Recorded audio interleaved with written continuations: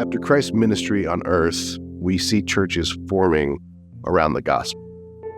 Acts chapter 2 says that all who believed were together and had all things in common, and sold their possessions and goods, and divided them among all as anyone had need.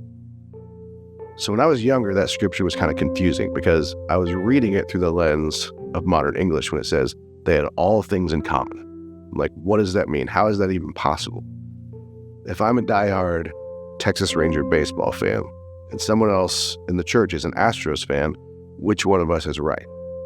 Do we drink Coke or Dr. Pepper, Tube Amps or Solid State?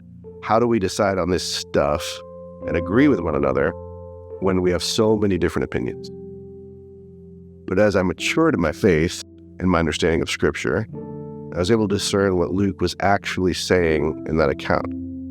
There was a difference between what was right and wrong in how they were forming the church and what was just preference. Having all things in common was the righteousness, and within that way of living, there's also room for diversity.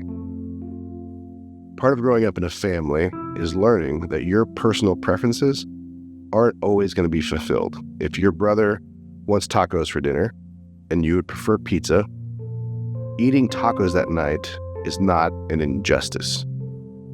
Your needs were still met. You were provided for. Dinner was on the table.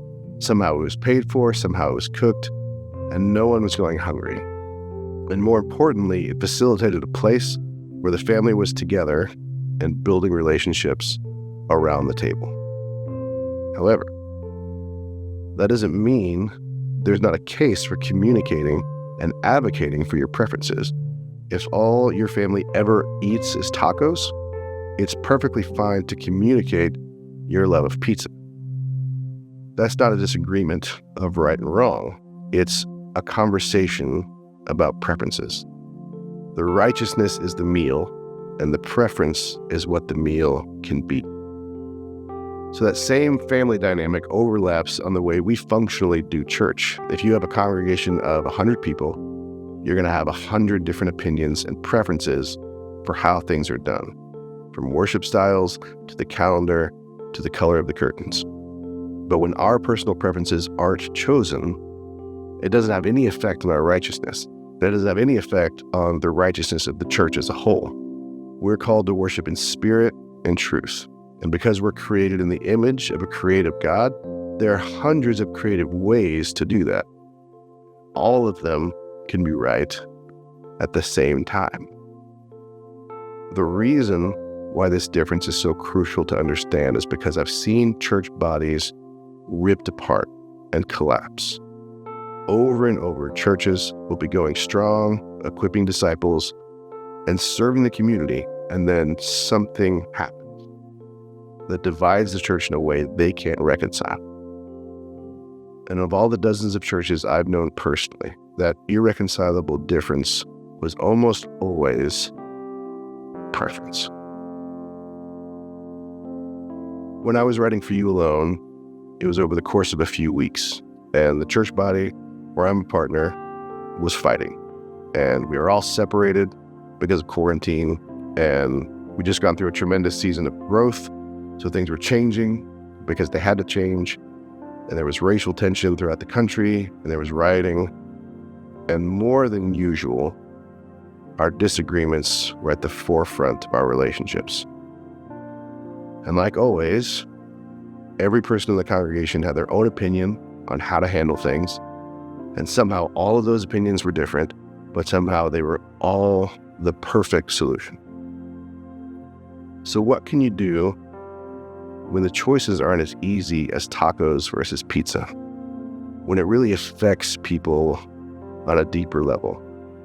How do you lead people forward knowing that some parts of the plan are going to clash with some parts of everyone else's plan, but other parts of the same plan everyone can agree on? These were the same questions the early church disciples had to navigate when the church was forming. This is not a new conversation. These disagreements will flare up in the church as we move forward because the church is growing, and parts of growing up are hard. So what can you do?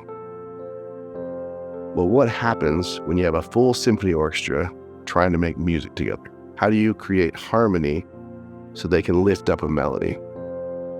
How do you take so many individual players playing different parts and different rhythms at different volumes, using different skills, and bring them all together? Everyone has to count, and everyone has to agree upon the one. 1, 2, 3, 4. 1, 2, 3, 4. Defining where the one is the keystone that turns the chaos into order. It lines things back up so that we can focus on the beauty we can create when we actually perform in harmony. That's why when the early church was fighting and experiencing disorder, the letter in Ephesians responds to it. Make every effort to keep the unity of the Spirit through the bond of peace. There's one body and one Spirit, just as you were called to one hope when you were called. One Lord, one God, and Father of all, who's over all and through all and in all. And that's the heartbeat of how this song came to be. It was out of desperation to see the church unified. It's so easy to break us apart, but when we choose to stand together, it's impossible to make us crumble. And that's the power of the gospel. So I hope the church can use this song in those seasons when we're being pulled apart, because those seasons are going to happen. They will happen. The scriptures tell us they will.